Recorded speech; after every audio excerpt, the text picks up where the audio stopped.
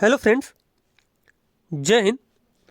जैसा कि हम लोग आने वाले रीट एग्ज़ाम के लिए रीट लेवल 1 हो या फिर लेवल 2 हो, उसके लिए जो हम लोग सीडीपी की चैप्टर वाइड सीरीज जो हम लोगों ने स्टार्ट किया था, उसका आज हम लोग पार्ट 3 कंप्लीट करेंगे, जिसमें से हमारा चैप्टर रहेगा वृद्धि एवं विकास। वृद्धि एवं विकास के इस वीडियो में हम लोग 50 मोस्ट इंपॉर्टेंट क्वेश्चन पढ़ेंगे, जो आने वाले एग्जाम की दृष्टि से बेहद ही महत्वपूर्ण है। और संपूर्ण सीडीपी की प्लेलिस्ट जो है रीड सीडीपी के नाम से बनाई गई है। जो लोग इंटरेस्टेड है पिछले वीडियो भी देख सकते हैं। और अगर ये वीडियो उनको अच्छा लगे तो चैनल को सब्सक्राइब करें, वीडियो को लाइक करें, कमेंट करें। तो चलिए देखते हैं, पहला क्वेश्चन यहाँ पे है। अब यहाँ पे पहला क्वेश्चन दिया गया है, विकास एवं अभिवृद्धि के संदर्भ में असत्य कथन कौन सा है। असत्य कथन का हमें चयन करना है। जैसे कि दिया गया है यहाँ पे, अभिवृद्धि केवल मात्रात्मक होती है जबकि विकास मात्रात्मक एवं गुणात्मक दोनों होता है। तो बिल्कुल सही कथन दिया गया है, क्योंकि जो वृद्धि होती है वो मात्रात्मक होती है, उसको मापा जा सकता है, लेकिन जो विकास होता है मात्रात्मक के साथ साथ गुणात्मक होता है। अभिवृद्धि एक पक्षीय होती है जबकि विकास बहुपक्षीय होता है, ये भी कथन सही है। विकास में अभिवृद्धि शामिल होती है, तो ये भी कथन यहाँ पे सही दिया गया है। तो इस क्वेश्चन में पूछा गया है असत्य कथन कौन सा है, तो यहाँ पे डी वाला ऑप्शन क्या हो जाएगा, असत्य हो जाएगा। विकास व अभिवृद्धि सतत रूप से जीवन पर्यंत चलते हैं, तो ये ऑप्शन बिल्कुल यहाँ पे गलत दिया गया है, क्योंकि यहाँ पे बताया गया है कि विकास और अभिवृद्धि जो है दोनों जीवन पर्यंत चलते हैं। तो ये ऑप्शन यहाँ पे गलत है, क्योंकि जो विकास होता है तो विकास जो है जीवन पर्यंत चलने वाली प्रक्रिया है, जबकि अभिवृद्धि जो है यह एक निश्चित आयु तक चलने वाली प्रक्रिया है। अभिवृद्धि जो है निश्चित आयु तक होती है, उसके बाद अभिवृद्धि क्या है, रुक जाती है। उसके बाद बात की जाए विकास की यहाँ पे, तो विकास की शुरुआत जो होती है प्रसव पूर्व अवस्था। प्रसव पूर्व अवस्था कहीं कहीं पे लिखा मिलेगा आपको, प्रसव पूर्व अवस्था या फिर गर्भावस्था से विकास की शुरुआत हो जाती है और विकास जीवन पर्यंत चलता है, जब तक किसी की जो है मृत्यु नहीं हो जाती। जैसे कि प्रत्येक व्यक्ति का जो विकास होता है गर्भावस्था या फिर प्रसव पूर्व अवस्था से स्टार्ट हो जाता है, और जब तक व्यक्ति की मृत्यु नहीं हो जाती तब तक जो है विकास चलता रहता है। उसके बाद यह क्वेश्चन पूछा जाता है कि जो विकास जो जीवन पर्यंत चलता रहता है कौन से सिद्धांत के अनुसार, तो विकास के निरंतरता के सिद्धांत के अनुसार। निरंतरता के सिद्धांत के अनुसार जो है विकास चलता रहता है। और सबसे पहले कौन से अंग का विकास होता है, तो सिर का विकास होता है। कौन से अंग का होता है, सिर का विकास होता है। और बच्चे को जो है जन्म लेने में मतलब कितने दिन लगते हैं, टोटल कितना टाइम पीरियड होता है, तो वह होता है 280 दिन का। कितना दिन का होता है, 280 दिन का। अगला प्रश्न यहाँ पे दिया गया है, निम्नलिखित में से विकास का सिद्धांत नहीं है। सतत विकास का सिद्धांत, तो यही जो अभी हम लोगों ने पढ़ा कि निरंतरता विकास का सिद्धांत, इसे ही सतत विकास का सिद्धांत कहते हैं। इसके अनुसार विकास जो है लगातार चलता रहता है। एकीकरण का सिद्धांत, चक्राकार या फिर वर्तुलाकार विकास का सिद्धांत, या फिर विशिष्ट से सामान्य क्रियाओं का सिद्धांत। तो यहाँ पे हमें यह बताना है कि कौन सा विकास का सिद्धांत नहीं है। तो यहाँ पे डी वाला ऑप्शन दिया गया है, क्योंकि जो विकास का सिद्धांत होता है सामान्य से विशिष्ट होता है। कैसे होता है, सामान्य से विशिष्ट की ओर होता है, ना कि विशिष्ट से सामान्य की ओर।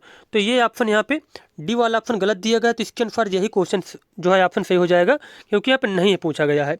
अब बात की जाए जो अन्य ऑप्शन दिए गए, जैसे कि चक्राकार या फिर वर्तुलाकार विकास सिद्धांत, तो यह विकास का सिद्धांत होता है।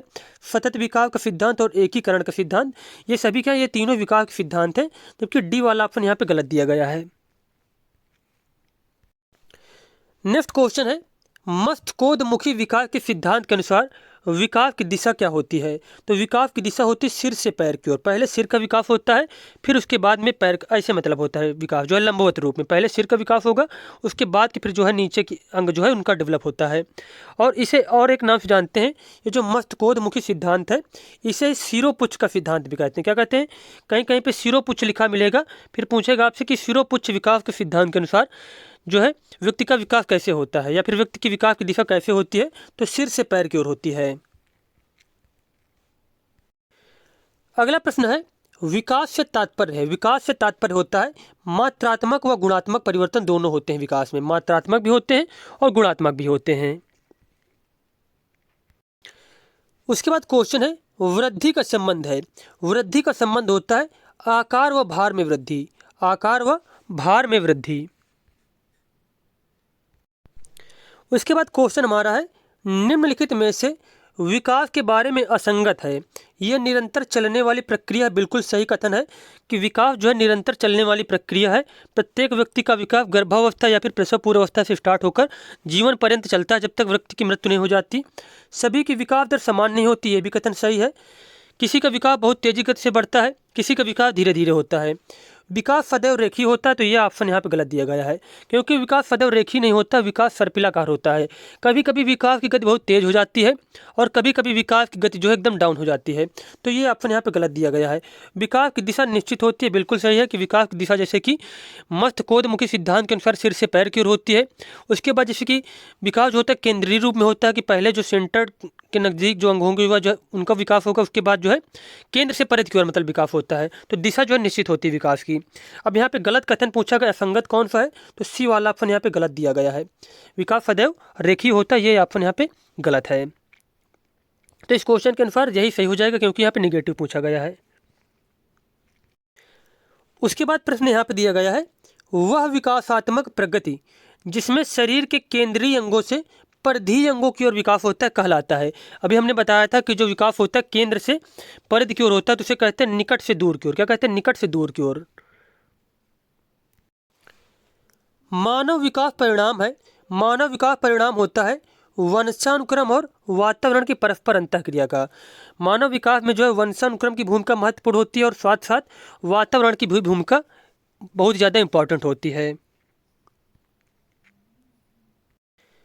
अभी देखो, आपको हमने बताया था कि विकास प्रारंभ कब से होता है, वही क्वेश्चन पूछा गया है। विकास प्रारंभ होता है तो प्रसव पूर्व अवस्था से, प्रसव पूर्व अवस्था से। नेक्स्ट क्वेश्चन है, बाल विकास के संदर्भ में निम्न में से कौन सी युक्ति सबसे महत्वपूर्ण भूमिका निभाती है, तो इसका आंसर हो जाएगा वंशानुक्रम एवं वातावरण। वंशानुक्रम एवं वातावरण। शिशु का विकास विभिन्न वातावरणीय कारकों से प्रभावित होता है, निम्न में से कौन सा इनमें शामिल नहीं है। कौन सा वातावरणीय कारक जो है इनमें से नहीं है, तो वो हो जाएगा गुणसूत्र। जबकि बच्चे का विकास पोषण से प्रभावित होगा, खेल के मैदान से प्रभावित होगा, माता पिता का आर्थिक सामाजिक स्तर है इससे भी प्रभावित होगा, लेकिन गुणसूत्र से जो है नहीं प्रभावित होगा। तो यहाँ पे पूछा गया है इनमें शामिल नहीं है, तो गुणसूत्र में जो है शामिल नहीं है। उसके बाद क्वेश्चन है, मानव विकास के संबंध में कौन सा कथन गलत है। विकास रेखीय होता है, तो यही ऑप्शन गलत हो जाएगा। अभी हम लोगों ने पढ़ा था पिछले जो है क्वेश्चन में कि विकास रेखीय होता है, ये ऑप्शन गलत है। विकास पूर्वानुमेय होता है, बिल्कुल सही है कि काफ़ी हद तक जो है विकास का जो है पूर्वानुमान लगाया जा सकता है। विकास निरंतर होने वाली प्रक्रिया, ये भी कथन सही है। विकास सामान्य से विशिष्ट की ओर चलता है, तो ये भी कथन यहाँ पे सही दिया गया है। अब यहाँ पे पूछा गया है कि कौन सा कथन गलत है, तो ए वाला ऑप्शन यहाँ पे गलत दिया गया है। अगला क्वेश्चन है, निम्न में से कौन सा कथन सही नहीं है। वृद्धि एवं विकास पर्यायवाची हैं, तो यही ऑप्शन गलत हो जाएगा कि वृद्धि और विकास जो पर्यायवाची नहीं होते हैं। दोनों की जो है अलग अलग विशेषताएं होती हैं। जैसे कि वृद्धि होती है मापनीय होती है, मात्रात्मक होती है, निश्चित आयु तक होती है, भार और वजन इसमें जो है बढ़ता है केवल। उसके बाद विकास जो होता है, तो विकास जो है मात्रात्मक के साथ साथ गुणात्मक भी होता है, संपूर्ण जीवन चलता रहता है। तो ये मतलब क्या पर्यायवाची नहीं, यही ऑप्शन यहाँ पे गलत दिया गया है। उसके बाद बात की जाए कि वृद्धि में मात्रात्मक परिवर्तन निहित, बिल्कुल सही है। वृद्धि जीवन पर्यंत नहीं होती, ये भी सही है। वृद्धि के साथ विकास भी होता है, तो ये भी कथन यहाँ पे सही दिया गया है।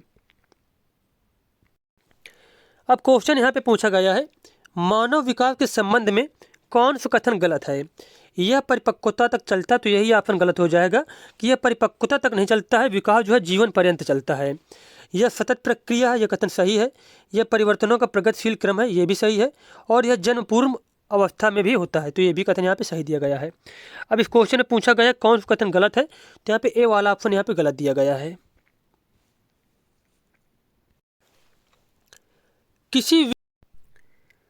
अब यहाँ पे 15 नंबर क्वेश्चन दिया गया है, किसी व्यक्ति के विकास के संबंध में क्या सही नहीं है। यह जन्म से मृत्यु तक जारी रहता है, बिल्कुल सही है। वृद्धि विकास का एक हिस्सा, ये भी सही है। परिवर्तनों को देखा और मापा जा सकता है, तो यह ऑप्शन यहाँ पे गलत दिया गया है विकास के बारे में, कि जो है परिवर्तनों को देखा और मापा जा सकता है, ये ऑप्शन गलत है। तो इसमें से सही नहीं पूछा गया, तो इसके अनुसार यही वाला ऑप्शन सही हो जाएगा। विकास एवं वृद्धि एक दूसरे के पूरक होते हैं। क्या होते हैं? एक दूसरे के पूरक होते हैं। बालक में वृद्धि एवं विकास का अध्ययन करने के लिए सर्वाधिक उपयुक्त विधि निम्नलिखित में कौन सी है? तो इसका आंसर हो जाएगा विकासात्मक विधि। विकासात्मक विधि। वातावरण में वे सब बाह्य तत्व आ जाते हैं जिन्होंने व्यक्ति को जीवन आरंभ करने के समय से प्रभावित किया है। यह कथन किसका है? यह कथन दिया गया था वुडवर्थ के द्वारा। किसके द्वारा? वुडवर्थ के द्वारा। किस मनोवैज्ञानिक के अनुसार विकास एक सतत और धीमी प्रक्रिया है? तो यह कथन कहा गया था स्किनर के द्वारा। किसके द्वारा? स्किनर के द्वारा। स्किनर ने कहा था कि विकास एक सतत और धीमी प्रक्रिया है। विकास में वृद्धि से तात्पर्य है। विकास में वृद्धि से तात्पर्य होता है आकार, सोच समझ और कौशल में वृद्धि। आकार, सोच समझ और कौशल में वृद्धि। बाल विकास का सही क्रम है। तो यहाँ पे बाल विकास का सही क्रम हो जाएगा बाल्यावस्था, किशोरावस्था, फिर प्रौढ़ावस्था। क्योंकि शैशवावस्था यहाँ पे दिया नहीं गया। अगर यहाँ पे पहले शैशवावस्था होता तो हम लोग वह ऑप्शन चुन लेते जिसमें से शैशवावस्था दिया गया होता। तो यहाँ पे सी वाला आंसर सही हो जाएगा। अब यहाँ पे क्वेश्चन दिया गया है मानव विकास कुछ विशेष सिद्धांतों पर आधारित है, निम्नलिखित में से कौन सा मानव विकास का सिद्धांत नहीं है?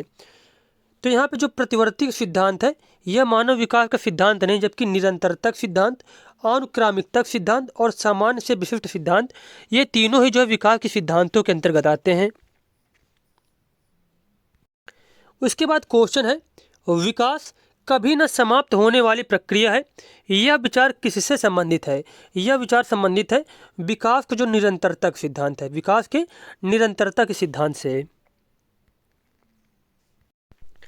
उसके बाद क्वेश्चन है सिफेलोकोडल विकास नियम के अनुसार। तो सिफेलोकोडल विकास के नियम के अनुसार पहले सिर के भाग, फिर क्रमशः धड़, हाथों और पैरों का विकास होता है। तो यहाँ पे ए वाला ऑप्शन बिल्कुल सही दिया गया है। उसके बाद क्वेश्चन है निम्नलिखित में से कौन सा कथन विकास के बारे में असत्य है? विकास अंतःक्रिया का फल है, विकास एक व्यवस्थित श्रृंखला का अनुगामी है, विकास एक व्यक्तिगत प्रक्रिया है, विकास विशिष्ट से सामान्य की ओर होता है। तो यहाँ पे हमें गलत कथन बताना है, तो डी वाला ऑप्शन यहाँ पे गलत हो जाएगा, क्योंकि विकास जो होता है वह विशिष्ट से सामान्य की ओर नहीं होता है, बल्कि सामान्य से विशिष्ट की ओर होता है। कैसे होता है? सामान्य से विशिष्ट की ओर होता है। अगला क्वेश्चन है निम्न में से कौन सा कथन विकास के संबंध में असत्य है? विकास प्रतिमानों की कुछ निश्चित विशेषताओं की भविष्यवाणी की जा सकती है। बिल्कुल सही है कि विकास जो है पूर्वानुमेय होता है और काफ़ी हद तक विकास को जो पूर्वानुमान लगाया जा सकता है। विकास का उद्देश्य वंशानुगत संभाव्य क्षमता का विकास करना है, ये भी कथन सही हो जाएगा। विकास के विभिन्न क्षेत्रों में संभाव्य खतरे नहीं होते हैं, तो यह ऑप्शन गलत हो जाएगा, क्योंकि विकास के विभिन्न क्षेत्रों में खतरे भी होते हैं। प्रारंभिक विकास बाद के विकास से अत्यधिक महत्वपूर्ण है, तो ये भी कथन यहाँ पे सही दिया गया है। अब इस क्वेश्चन में पूछा गया है कौन सा कथन असत्य है, तो यहाँ पे सी वाला ऑप्शन यहाँ पे गलत दिया गया है।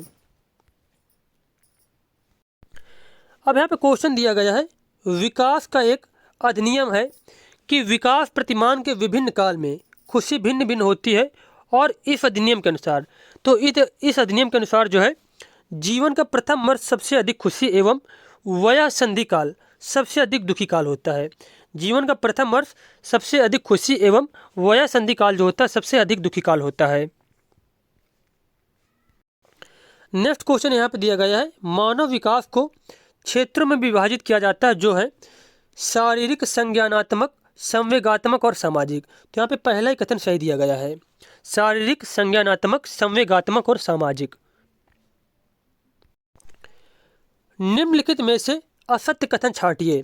विकास आंतरिक होता है, अभिवृद्धि कुछ समय के बाद रुक जाती है, अभिवृद्धि एक निश्चित लक्ष्य होता है, विकास का सीधा मापन संभव नहीं है। तो यहाँ पे गलत कथन पूछा गया है, तो इसका आंसर सी वाला यहाँ पे गलत दिया गया है कि अभिवृद्धि का एक निश्चित लक्ष्य होता है। यह ऑप्शन यहाँ पे गलत दिया गया है, और बाकी जो कथन दिए गए हैं यहाँ पे ये सभी सही दिए गए हैं।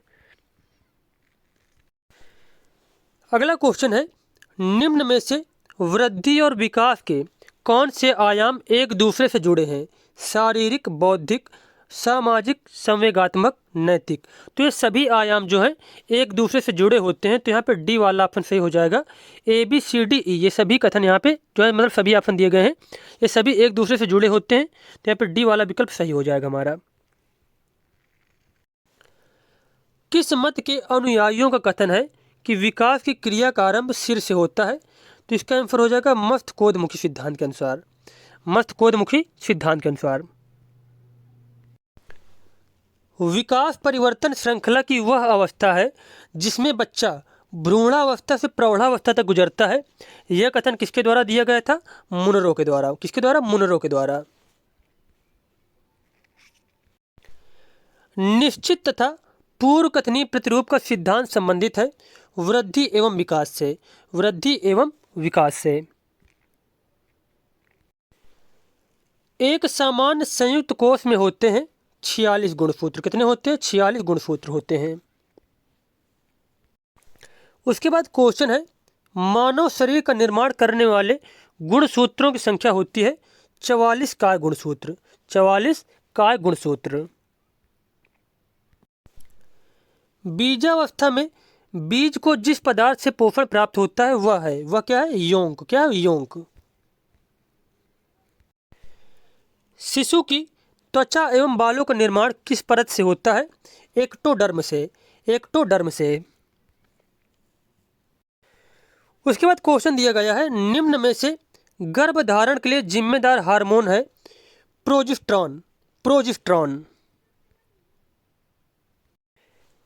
मेंडल ने अपने वर्ण संकरता के नियम में किस पर प्रयोग किया है? मटर के दानों पर। मटर के दानों पर। उसके बाद क्वेश्चन दिया गया है, कौन सा नियम यह स्पष्ट करता है कि मनुष्य के मनुष्य, पशु के पशु और पक्षी के पक्षी पैदा होंगे? यह बताता है समान प्रतिमान का सिद्धांत। समान प्रतिमान का यह सिद्धांत जो यह बताता है कि जो प्रत्येक प्राणी का जो है विकास या फिर प्रत्येक जीवधारी का विकास जो होता है अपनी ही जात के अनुरूप होता है। जैसे कि कोई अगर हाथी है तो वह हाथी जितना जो है विशालकाय होगा उसी प्रकार उसके गुण होंगे, ना कि वह घोड़े जैसा हो पाएगा। जैसे कि कोई कुत्ता है तो उसका जो विकास होता है कुत्ते के अनुसार होगा, उतना ही छोटा होगा, वो हाथी जितना बड़ा नहीं हो पाएगा। तो यह बताता है हमें समान प्रतिमान का सिद्धांत। समान प्रतिमान का सिद्धांत। उसके बाद क्वेश्चन है, महिलाओं के जनन कोष अंडाणु में निम्नलिखित में से पाया जाता है? तो केवल यक्ष गुणसूत्र। केवल यक्ष गुणसूत्र पाया जाता है। निम्नलिखित में से कौन सा वंशानुक्रम का नियम नहीं है? तो यहाँ पे तत्परता का नियम जो है यह है अधिगम का नियम। किसका नियम है? अधिगम का सीखने का नियम है। अधिगम का सीखने का नियम है। और यह जो है दिया गया था थॉर्नडाइक के द्वारा। किसके द्वारा? थॉर्नडाइक के द्वारा दिया गया था। यह जो है वंशानुक्रम का नियम नहीं है। अब वंशानुक्रम के नियम आपको यह याद रखना है कि कौन कौन से वंशानुक्रम के नियम है। तो प्रत्यागमन का नियम, समान प्रतिमान का नियम और बीज कोषों का नियम, ये तीनों जो है वंशानुक्रम के नियम के अंतर्गत आएंगे। कौन सा सिद्धांत यह वर्णित करता है कि माता पिता द्वारा अपने जीवन काल में अर्जित गुण उनकी संतानों में संक्रमण हो जाता है? तो यह बताता है गॉल्टन का नियम। किसका नियम? गॉल्टन का नियम। किसने कहा था कि एक बालक का विकास उसके वंशानुक्रम एवं वातावरण का गुणनफल होता है? तो यह कहा था वुडवर्थ ने। किसने? वुडवर्थ ने। समान प्रतिमान का सिद्धांत किसने दिया था? सोरेनसन ने। किसने? सोरेनसन ने। मानव हृदय, वृक्क आदि का निर्माण भ्रूण की किस परत से होता है? एंडोडर्म से। एंडोडर्म से। किसने कहा था कि जन्म के समय एक बालक का मस्तिष्क कोरे कागज टेबुलर रासा के समान होता है? तो यह कहा था जॉन लॉक ने। किसने कहा था? जॉन लॉक ने। नेक्स्ट क्वेश्चन है, शैशवावस्था की प्रमुख विशेषता नहीं है? तो यहाँ पे तार्किक चिंतन प्रक्रिया शैशवावस्था की विशेषता नहीं होगी, जबकि तीव्र विकास की तीव्रता जो है, जिज्ञासा की प्रवृत्ति और अनुकरण द्वारा सीखने की प्रवृत्ति, ये तीनों विशेषताएं शैशवावस्था में पाई जाती हैं बच्चों में। वैलेंटाइन के अनुसार सीखने का आदर्श काल है शैशवावस्था। शैशवावस्था। शैशवावस्था में शिशु के शरीर में मांसपेशियां कुल भार की होती हैं, तो लगभग 23%। लगभग 23%।